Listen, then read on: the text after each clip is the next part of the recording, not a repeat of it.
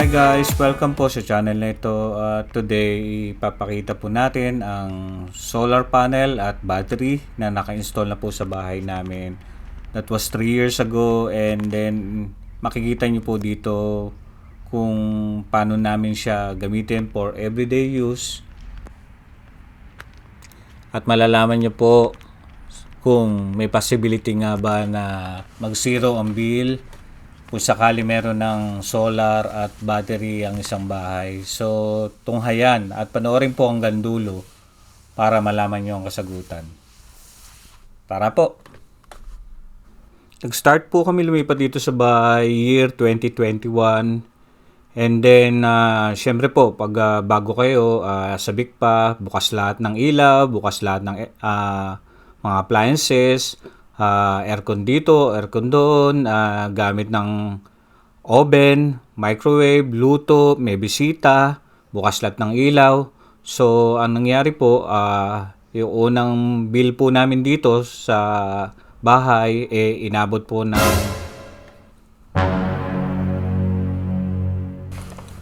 $566 po ang inabot ng aming first bill. So, every 2 months po yung bill. At dahil po doon, nag-decide na po kaming magpakabit ng solar panel. Ang style po ng solar panel is magagamit nyo po siya ng, yung the best time niya is during daytime or dahil may araw pa ho, tirik pa ho yung araw. Habang may araw ho, yung panel nyo ay nasusuplayan ng kuryente, and then pinapasok ko sa bahay yun. Pero once nagdilim na o gabi na, wala na ho. Hindi ho 24 hours ang solar panel. Yun po. And then, ang apat po kami sa bahay nito, mga anak ko is usually gising sa gabi. Yung activity nila, mas active sila sa gabi. Nanonood na ng TV, movie, nagluluto, nagbe-bake, naliligo ng hot shower, nagko-computer, mga ilaw bukas. So, during nighttime po, wala na po yung solar, yung kuryente na binibigay ng solar. So, nag-decide naman po kami na magpakabit na rin ng battery. Yan pong nasa taas na bahagi na yan, yan po ay tinatawag na inverter o ang solar po, diyan pinapasok muna ang energy o ang kuryente. Then, kino-convert niya po yan para maging kuryente na magagamit natin sa bahay. Yun po yung nagpapatakbo ng mga appliances natin, ng ilaw, lahat. And then, yung nasa baba po niya, yan po yung battery. At the same time, habang sinusupplyan niya po ang bahay ng kuryente, ang inverter, charge din niya po ang battery hanggang sa mapuno po ito. Then, during night time, yun na po yung time na magagamit yun man yung battery.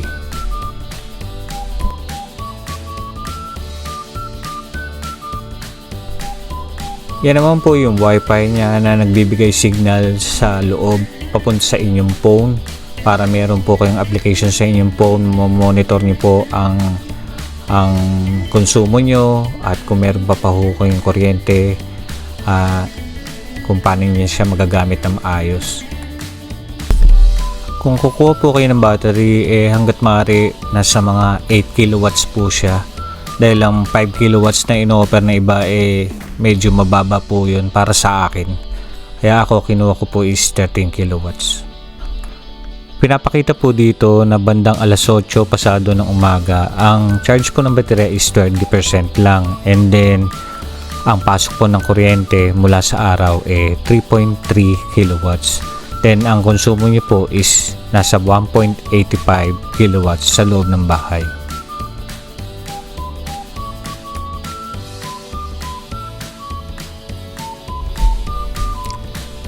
Bandang alas 10 naman po ay mapapansin nyo na tumaas na po ang charge ng baterya natin. Nasa 31% na po.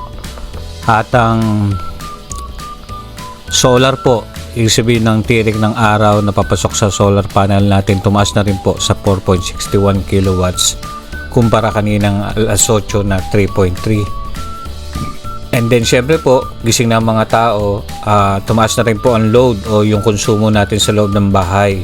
So 4.56 na po ang load natin. At bandang alauna po, syempre tirik na po yung araw noon. Kung mapapansin nyo is 98.40 na po percent ang karga ng baterya natin. And then ang solar panel po natin is nasa almost 5 kilowatts na po. Yun na po yung sagad niya or ang capacity ng panel natin 5 kilowatts. So pag ganun po at halos puno na po ang baterya natin, ako ang ginagawa ko, binubuksan ko na yung aircon kung mainit ho ang panahon kasi halos itatapon nyo na lang ho yung kuryente nun kasi puno na yung baterya nyo and then hindi naman kayo ganong gumagamit ng iba pang bagay. Pwede kayo maglaba o kaya yung magbukas na kayo ng aircon. Ang pinakamalakas ho sa konsumo sa bahay yung mga heating equipment katulad po ng mga dryer, plancha, heater po kung nasa malamig kayong bansa at may heater, mga dishwashing machine, pagpapakulo po ng tubig sa takore na electric, and then yung mga induction po, lahat po ng may heating, yan po ang malakas kumonsumo sa kuryente. At secondary po yung mga palamigin naman kamukha ng aircon. And then ang rep po hindi na gaano kasi may mga energy saving na po tayo mga appliances ngayon.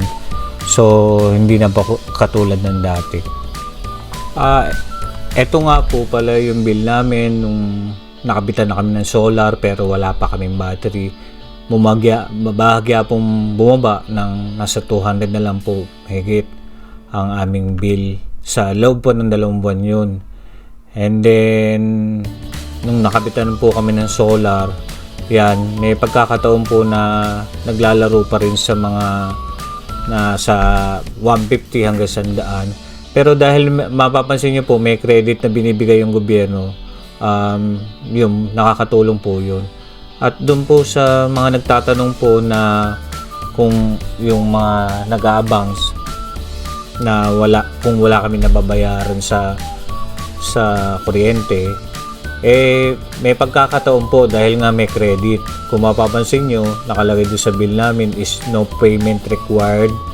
Totoo po, 6 na buwan, 8 buwan na umabot po ganun, wala kaming halos binabayaran. Talagang zero, no payment required. At may pagkakataon po na pag nagbibigay ng credit ang gobyerno uli, isang bill o 2 bill, walang bayad na naman. At sa kondisyon po namin dito sa tinitira namin sa bahay namin, sa sitwasyon ng pamumuhay namin dito, yung lifestyle po namin, I would say po na kung walang binibigay ang gobyerno, hindi namin kayang ma-zero bill dahil sa solar tsaka sa battery. Pero siguro kung nakatira kami sa parang part ng probinsya at halimbawa retired na po kami, wala kaming ganong kinukonsumo at nakakasave kami ng kahit paano ng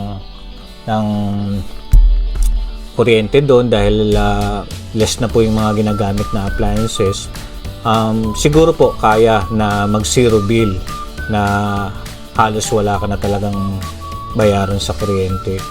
Kasi gumagamit ho kayo ng appliances dito at tumutulong nga yung solar tsaka battery, hindi naman po 100% na puro doon po Ang nangyayari po parang halimbawa 90% na sinusupply ng solar yung kinukonsumo nyo, 10% po sa ayaw at sa gusto nyo nanggagaling pa rin sa supply ng kuryente sa labas, sa Meralco o dito po Synergy, nasusupplyan pa rin po. So nagkakaroon po talaga ng bill unless na totally hindi kayo kinabitan ng kuryente at nandun nga sa isang lugar na probinsya o farm o hills na wala na talaga kayong kuryente at tumaasa na lang kayo sa solar. Yun po, wala na kayong babayarang bill nun. Zero bill na talaga yun. So yun po, leave your comment down below po para sa mga tanong or feedback or suggestion.